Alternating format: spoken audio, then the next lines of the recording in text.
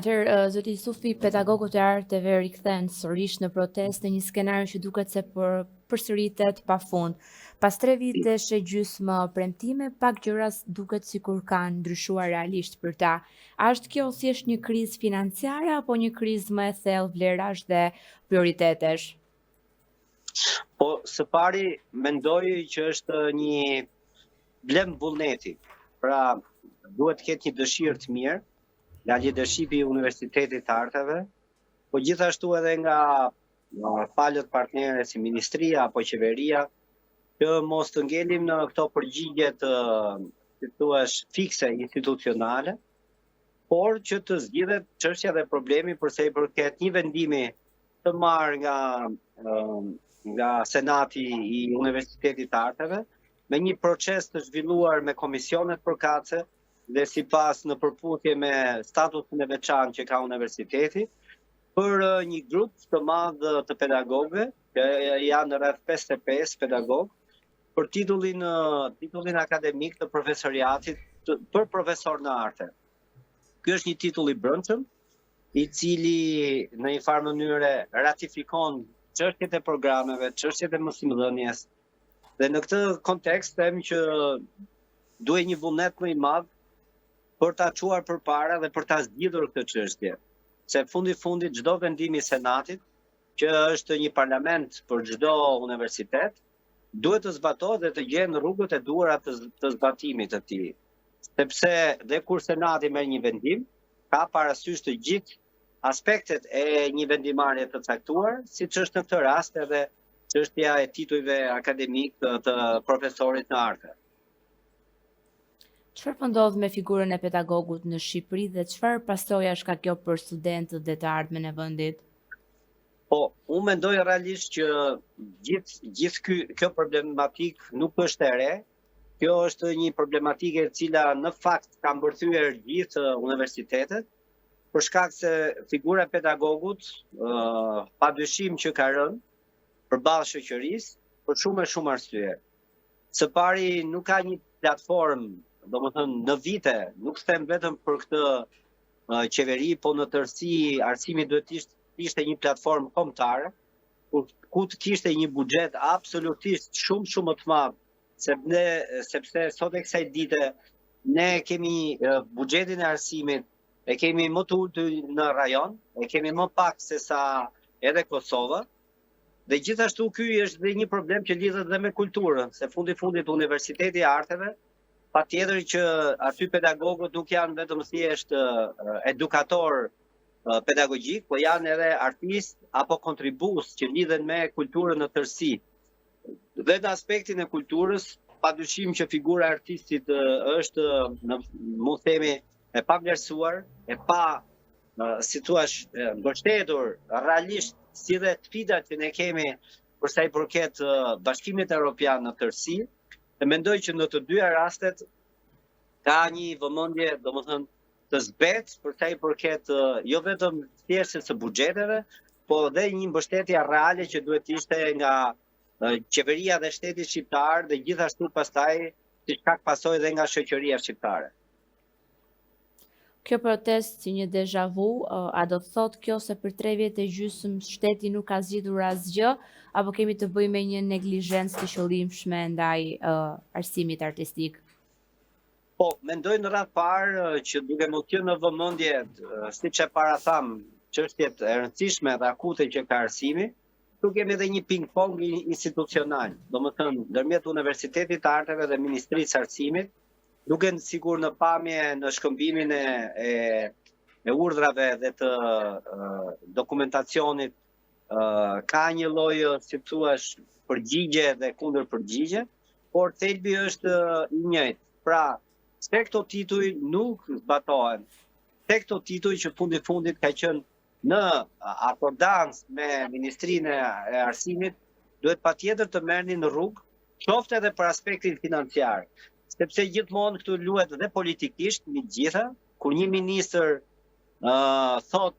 me gojë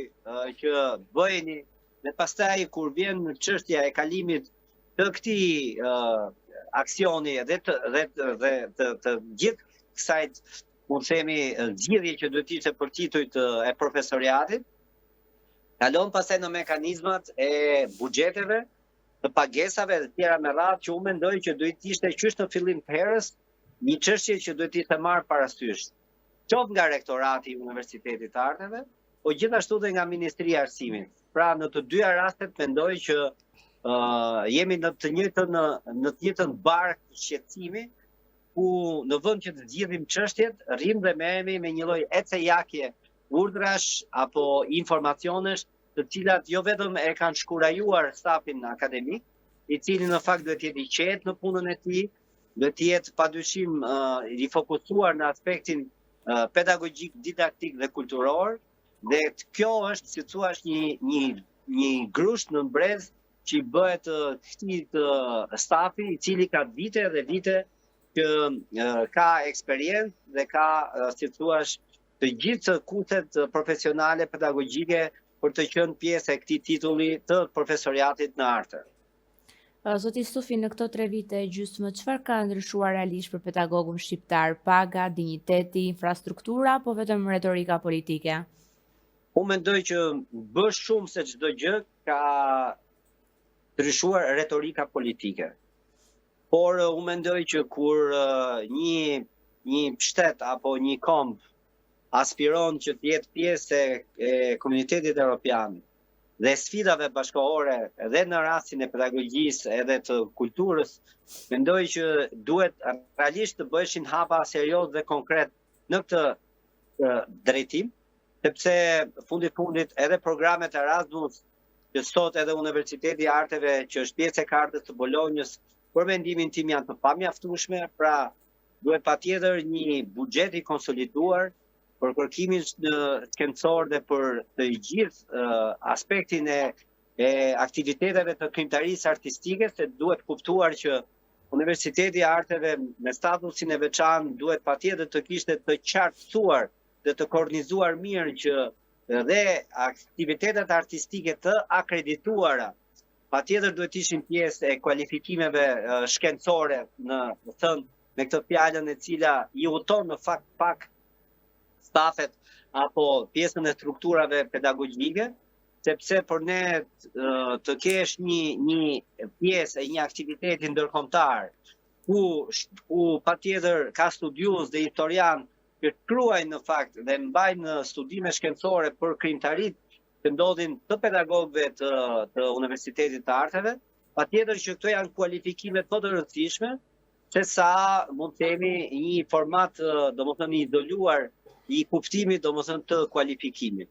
Në këtë aspekt mendoj që duhet të kishim një situatë më zhvilluese, më të bashkëpunuese ndërmjet Ministrisë së Arsimit dhe Universitetit të Arteve, dhe që unë mendoj që ato që e parathash është çështje në radhë parë të vullnetit, dhe pastaj dhe të gjithë aspektit të ligjit të arsimit, edhe sot e kësaj dite aktet nënligjore janë akoma domethënë të ngecura diku, dhe mendoj që ky ligj i arsimit që është nga fillimi i herës ka pasur probleme për sa i përket autonomisë së universiteteve, se fundit edhe bordet e administrimit që menaxhohen në korum nga Ministria e Arsimit dhe nga Qeveria Shqiptare, ka më shumë antarë të cilët janë militantë të qeverisë, se sa ka antarë të cilët kuptojnë realisht sfidat dhe problematika që kanë universitetet, si dhe në rastin konkret të Universitetit të Arteve. Apo kemi një politik të heshtur që po e zbe figurën e pedagogut duke kthyer atë nga një autoritet që duhet ishte akademik në një figurë të nënvlerësuar edhe të papërfillur? Fatkeqësisht kjo është shumë e vërtetë. Unë nuk po flas me nota skeptike, por po flas mbi një realitet ku sot shoqëria shqiptare po lëngon. Dia duhet ishte prioriteti më i madh i çdo qeverie edhe i kombit shqiptar, dhe dia me të shoh gjithmonë ka ngelur në vend të fundit për sa i përket vëmendjes dhe për sa i përket edhe domethënë pjesës pastaj të një buxheti që duhet të ishte signifikativ, duhet të ishte i plot, duhet të ishte shumë, mund të themi, zhvillues për sa i përket gjithë komponentëve që lidhin studentin, pedagogut, institucionet dhe doja të thoja që nëse ne gjithmonë edhe si pjesë e sindikatës së universiteteve, çdo krahasim e kemi marrë me vendet e rajonit dhe të gjitha krahasimet që kemi marrë me vendet e rajonit, buxheti që ka akorduar edhe pse ka qenë pak më i ngritur në vite, prap ka qenë i pa konsiderueshëm për sa i përket vendeve të rajonit, sa shpenzojnë dhe sa e kanë vëmendjen ata tek arsimi dhe dia. Dhe mos flasim pastaj edhe për elementin kulturor, që është shumë i rëndësishëm, që kjo lidhje në fakt është vlera më e rëndësishme që ka Universiteti i Arteve, që këtë vit feston 60 vjetorin e tij si institucion, po është një institucion edhe më i vjetër kur mendon kur është themeluar Fakulteti i Arteve të Bukura apo kur është themeluar Fakulteti Skenik, sepse mendoj që dhe historia dhe tradita duhet parë, domethënë me shumë kujdes nga qeveritë, nga shteti dhe edhe nga kombi dhe to hap pas hapi kanë krijuar këtë zbejën të madhe të figurës të mësuesit, zbejën e madhe të figurës së artistit dhe ne krahasojmë njëherë me vendet ku shkojmë, domethënë se fati i mirë që ka demokracia, pavarësisht që unë mendoj që ne jemi në post diktaturë dhe jo në demokraci, ka të paktën lëvizjen e lirë dhe shohim në shkollat respektive që shkojmë, patjetër që buxhetet janë domethënë ka një diferencë shumë të madhe dhe vëmendja që kanë qoftë institucionet, shoqëria dhe përkatësisht edhe qeveritë përkatëse, patjetër që kanë shumë të madhe. Dhe ky krahasim në fakt ne na bën domethënë të ligësht për sa i përket sfidave reale që ne duhet kemi. Ne jemi shumë pedagogë dhe artistë të cilët bashkëpunojmë me shumë shkolla jashtë Shqipërisë dhe me shumë evente nga më të rëndësishme të akredituara jashtë Shqipërisë dhe nuk është mundësia për të pasur një bilet avioni apo nuk është mundësia për të ndetur, si thënë, disa ditë atje dhe për të kuptuar më mirë fenomenet që ndodhin, qoftë në pedagogji dhe qoftë në kulturë. Pra është një sforcim shumë i madh që ne bëjmë në forma personale dhe unë jam biles një nga pedagogët që janë bashkuar kësaj nisme, që kam titullin akademik dhe titullin e kualifikimit si profesor i asociuar dhe doktor shkencash, dhe prap mendoj, domethënë që ne në të mirën e universitetit, po dhe në të mirën e figurës së pedagogut dhe të artistit, duhet të sensibilizojmë shumë qoftë leadershipin e universitetit, po qoftë qeverinë shqiptare për një qasje të re, të një platforme të re të arsimit, që ne edhe para 2 vitesh me sindikatat e universiteteve dolëm në mes të sheshit dhe i kemi thënë pik për pik dhe kemi bërë një analizë të detajuar si duhet qeveria shqiptare të merrte në një rishikim total të buxhetit të arsimit. Por gjithmonë fjala e intelektualëve dhe e një pedagogu të lirë këtu shikohet si palë, këtu shikohet si një keqe dhe kjo ndodh jo nga një paaftësi për të kuptuar gjërat, po ndodh nga një keqdashje për të orientuar, domethënë në mënyrë të gabuar gjithë ato mund të themi sugjerime dhe të gjithë ato analiza që janë bërë domethënë nga viti në vit dhe ja ku vim sot në këtë pikë ku pedagogët e Universitetit të Arteve janë të shqetësuar për të ardhmen jo thjesht të tyre, po dhe të universitetit. Për sa i përket titujve akademik, ju keni ngritur më përpara shqetësime serioze. Çfarë ju është premtuar konkretisht nga qeveria dhe pse këto premtime kanë mbetur në letër? Po, qeveria premtimin e saj e ka gjysmak, i pranon këto tituj akademik brenda si thosh institucionit, por nuk i jep atyre aspektin financiar, sepse çdo vendim patjetër që ka dhe një pedagogji, ka edhe një aspekt financiar. Dhe kjo është një lojë kur i thënë kungulleshkas që të japin një gjë dhe nuk japin një gjë tjetër, kur normalisht kur merret një vendim patjetër që kalon të gjitha etapat dhe këto etapa bëhen sikur harrohen, sepse këto mbi gjitha kanë qenë vendime politike për çështje votash dhe nuk kanë qenë vendime të cilat realisht të shkonin në thelbin e çështjes dhe në atë çfarë duhet pedagogut marrë dinjitetin e tij, qoftë në aspektin e kualifikimit akademik, po qoftë pastaj edhe në aspektin financiar, sepse padyshim që të dyja bashkë krijojnë një mundësi të re, një impuls të ri të aspektit didaktik, pedagogjik edhe patjetër dhe kulturor. Një trup pedagogësh i pakënaqur dhe i demotivuar, çfarë prodhon në fund? Studentë më të dobët, universitete më të varfra apo një shoqëri më pak kritike? Po unë mendoj që që janë të gjitha bashkë një shqetësim, sepse çdo element që ju sapo shquat është komplementar, pra është një bashkëpunëtues ose derivat i njëri tjetrit. Dhe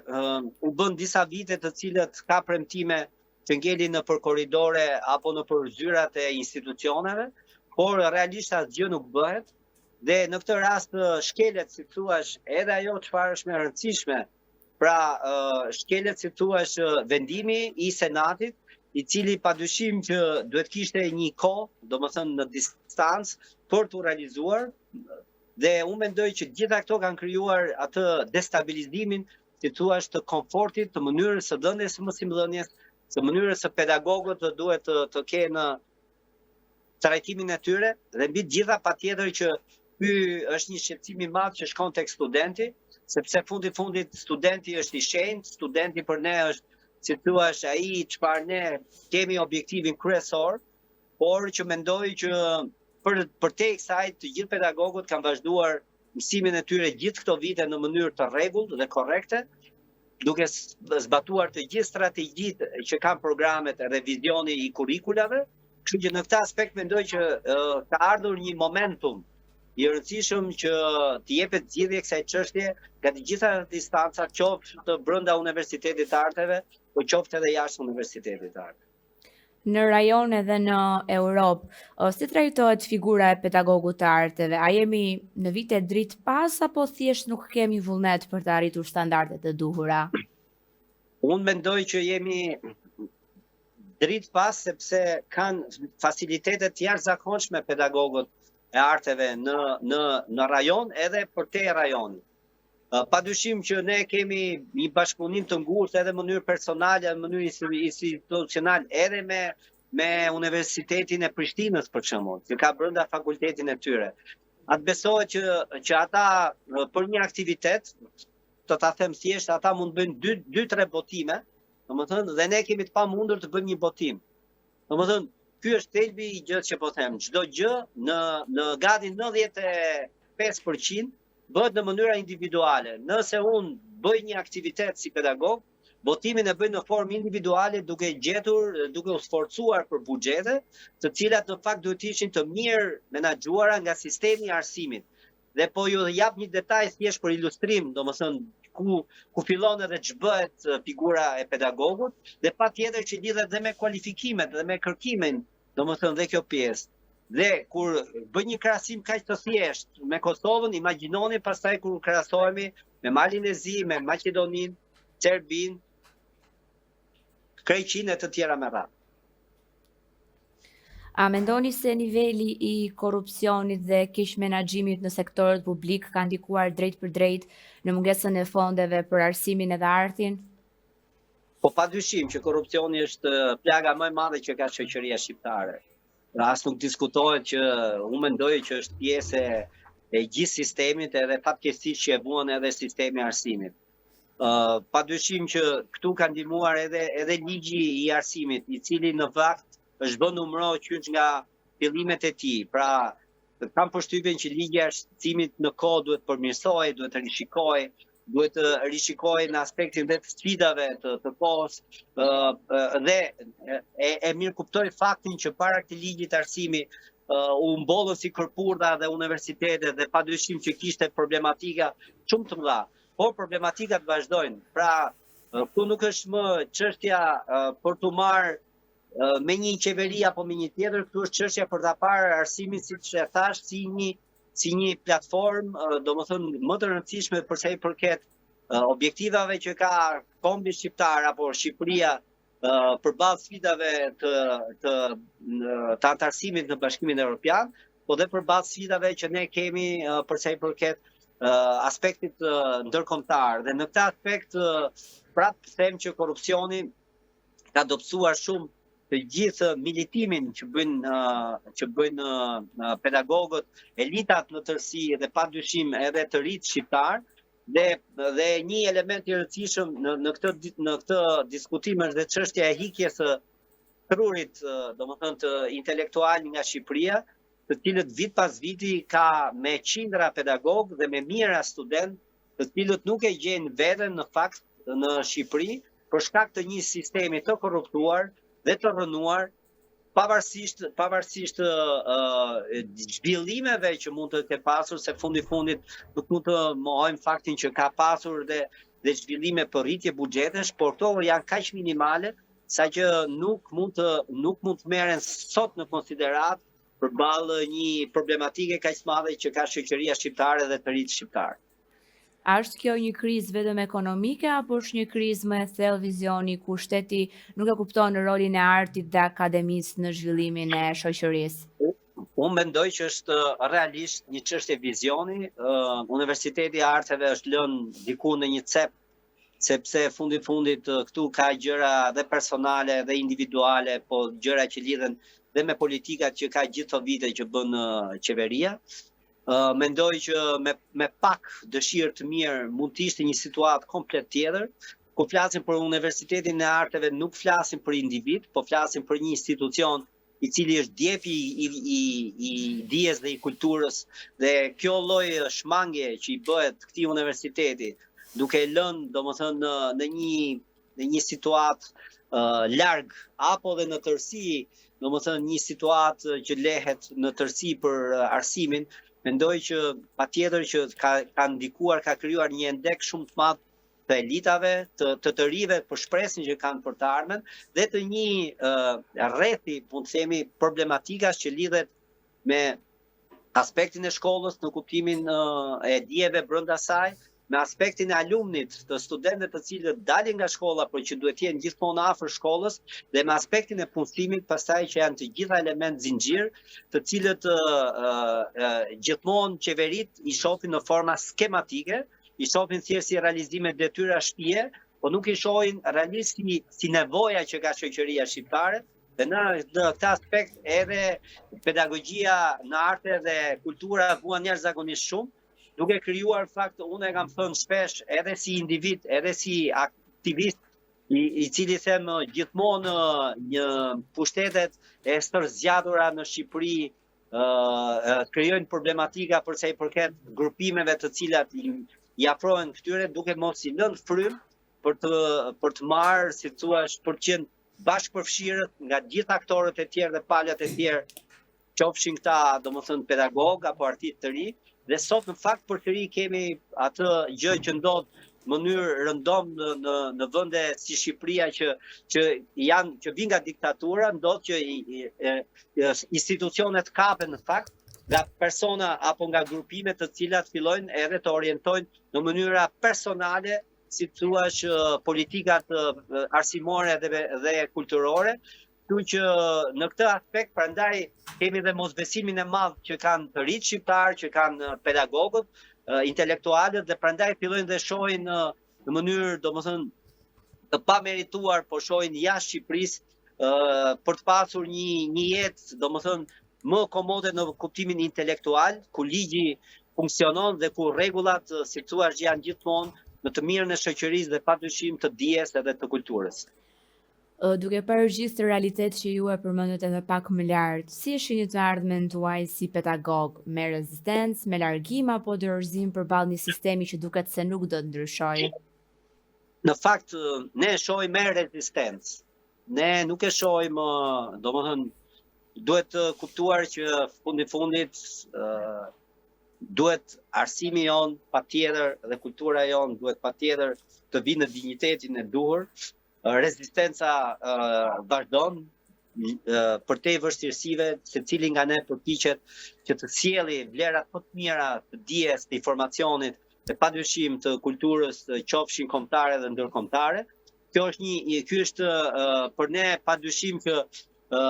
pedagogjia dhe arti nuk është thjesht një profesion, po është një mision dhe ne do vazhdojmë me misionin tonë, rezistencë dhe vetëm rezistencë për të përmirësuar sa më shumë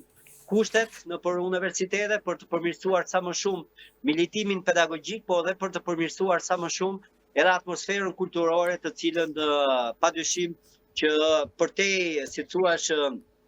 bulimeve mediatike, të cilat duken sikur gjërat funksionojnë, por po të shohësh realisht, domethënë të rinjt tanë të zbeur dhe të cunguar nga e ardhmja, ne padyshim që do rezistojmë që të japim sa më shumë shpresë dhe sa më shumë dije për të rinjt tanë dhe për shoqërinë shqiptare. Faleminderit shumë zoti Jusufi për intervistën. Faleminderit ju. Gëzuar Bajramin edhe punë të mbarë. Gëzuar gjithashtu, gëzuar për ju, për të gjithë studentët tanë, kolegët dhe për gjithë shqiptarët kudo ku janë. Mirupafshim, ditë të mbarë. Gjithashtu.